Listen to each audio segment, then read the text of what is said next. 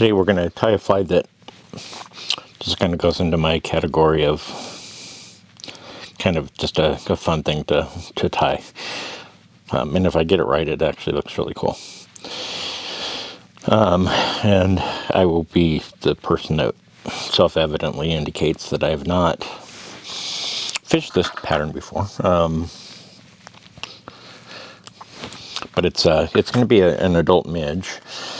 So I've got a size 14 hook here in the vise, and actually saw this, I think it was Barry or Clark, because it's got its kind of unique wings that he does on the patterns. I've kind of got the hook intentionally sloped downwards here, and that's because we're going to be doing we're going to go pretty far around the bend of the hook, and we're going to be using some slippery material that just likes to slide off. And so I like to reposition my hook at least a little bit while I do this portion of the fly. And I'm actually just going to start out with some crystal flash here. I'm going to use that as a tail. I'm going to just kind of work that in behind my thread here, so it's kind of doubled up over my thread, and then I can just kind of hold on to it, presumably, as we make some wraps and tie the material in. Then I'm just going to, so they're both there, I'm just going to go down to where I want the abdomen on the fly to start. And I'm going to keep hold of these two pieces of the crystal flash material just to make sure that they, as I go down here around the bend of the hook, they stay kind of centered on the hook. So you can see we're going pretty deep here into the bend of the hook, and we've got our crystal flash here in place. So the next material we're going to tie in is just going to be a piece of pearl mirage tinsel. This is in a medium size, and we're going to use this to kind of be the ribbing on our fly. I'll just go ahead and set this kind of in place. Take a wrap or two to kind of get it set in place where we want it. Take a few thread wraps backwards like that, and then I'm just going to pull or draw this material backwards to about where I want the abdomen to end. Just so that I can use that extra for a little bit of bulk. But I also don't need to cut this now because I've drawn it back. So we're just going to move on back down towards the end of the hook here, or where we want the abdomen to begin. Right around in here. And that's looking fine.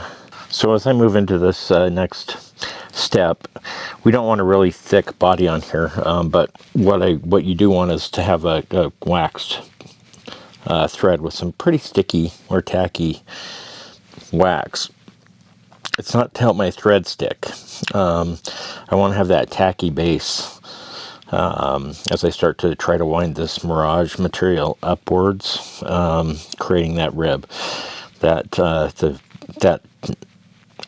mirage tinsel, pearl tinsel, is very slippery. I think it's made out of mylar, but whatever it's made out of, it's incredibly slippery to work with. So that's why, number one, I've got my hook down on an angle like this, because I need to go clear around the end of the hook, but also because I don't want this to slip, and it's going to slip a lot less on that kind of an angle. So with that, I'm just going to take a few wraps down towards the eye just to get my thread out of the way. So we're going to take our first wrap right around the base there, and then moving up, we want this material to sort of create a rib. You can probably see it sliding all over the place. So what I'll do is often here is I'll put my finger, hold it down on that mylar while I bring it up and around and back to the other side, to try to keep that previous wrap in place a little bit. And I do keep turning my vise because I need to, can be difficult to see this material in the lighting situation that I got going on right here. So I'm hoping that's at least somewhat ribbed. It's hard to tell. So we're just going to back off those few thread wraps that we made there at the end. Bring us back up to this mylar material, and we're just going to make sure we get that good and locked into place. few thread wraps over the top of it, a few thread wraps in front of it. And from there, I'm going to go ahead and take my hook and I'm going to rotate it back up here close to parallel for us to finish our work on the fly.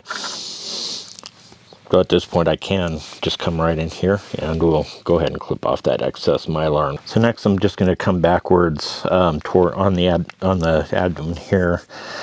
Let my thread dangle here, and I do want it to start about where the thread is, just pretty close to the point of the hook. Before we move on to that,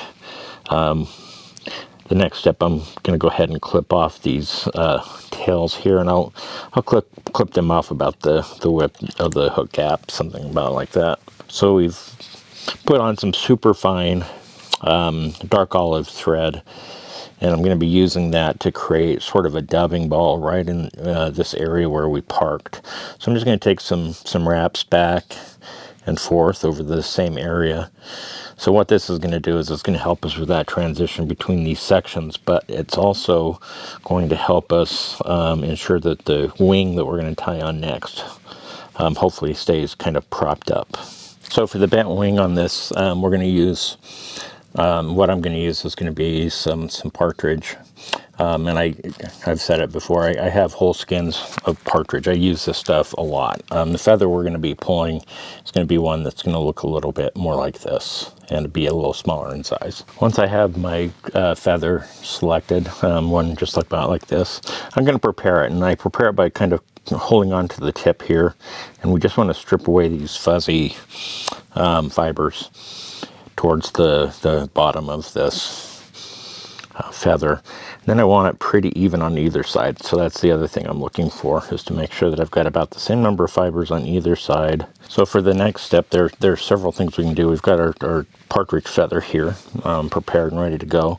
What I'll often do when I'm doing this is kind of do it soft hackle style a little bit. I'm going to try to get my pliers, my hackle pliers, right on the shaft, which is the very center. So it's kind of locked in like that. And I'm gonna wet my fingers and I'm gonna pull that material down and backwards. So it's gonna look about like that. And then I'm gonna release it from my hackle plier. And what we'll see is, something like that, where we have the tip end. And then I'll wet the tip end just so it stays together a little bit better for our next piece. And the next piece is, what I do is I just take it like a nozzle from one of my UVs, and usually I clip the end of it off to make that hole just a little bit bigger. And the way that we will use it here is we're going to hold this and we're going to stick the tip of this feather into the top of our nozzle, and we are going to wait until it comes peeking out on the other side, just about like that. Now as I pull this out of this nozzle, I want to be very careful, because basically what you're seeing right here is going to be tiny little wings on the back end of this fly, and they're not going to be very big because this is a midge. So I may pull those out just a hair more. And you can see I start losing some along the way, but that's okay. And I'm going to, again, turn it so that the concave is going up, and hopefully that's pretty clear here. And I want to try to catch this in right where the nozzle is. I need to stop drinking caffeine on mornings when I'm trying this kind of a fly, but the most important part here is to try to get that in place. See if we're okay with that placement and that look. We're a bit long, but actually that's probably going to be okay, because then you'll be able to see it a little bit better. So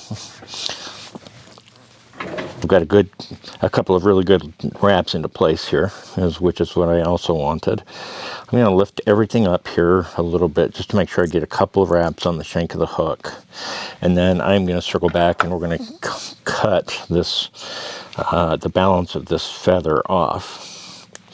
So just coming in with my scissors and making pretty tight cuts.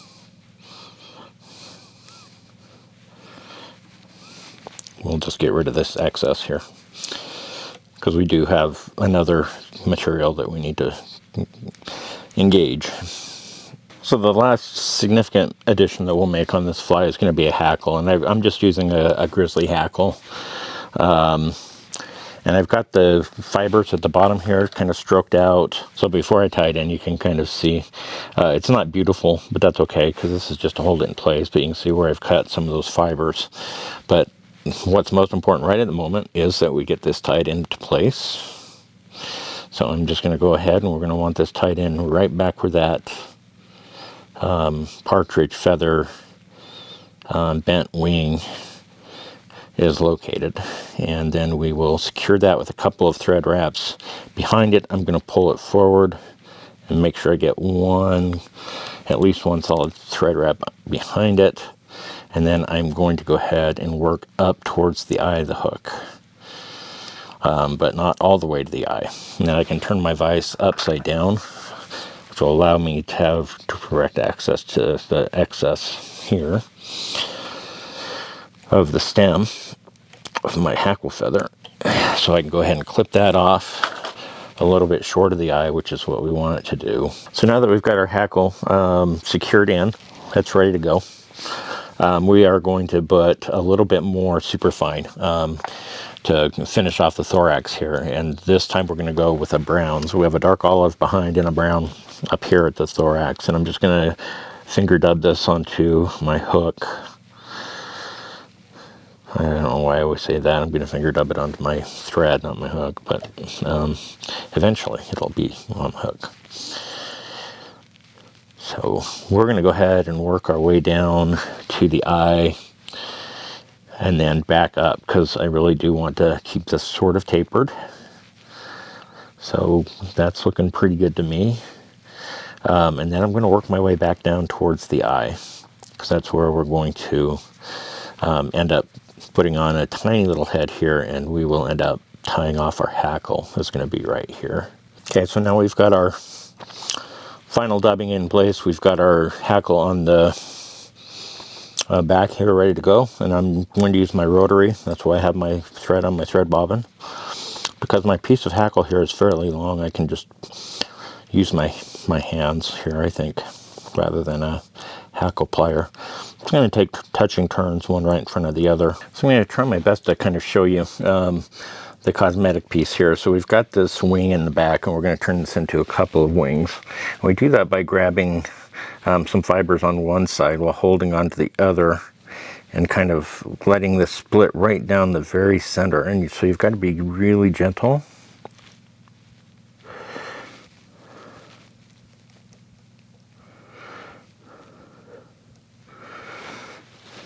So when you've got that done, so we've split that right down the stem. So I'm going to be very gentle and careful when I make this cut.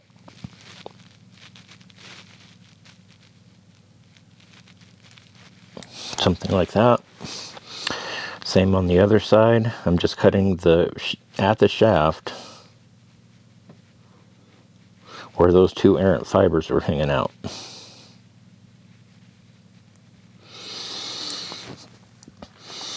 And once I have that removed, and once again, I'm hoping you can see the way that created these tiny little wings right here behind our hackle, our Grizzly hackle here. So that is an adult midge with bent feathers, using the bent feather technique. So hope you enjoyed it. Lots of fun. The bending on those wings, what a great innovation. I think it makes the coolest looking wings.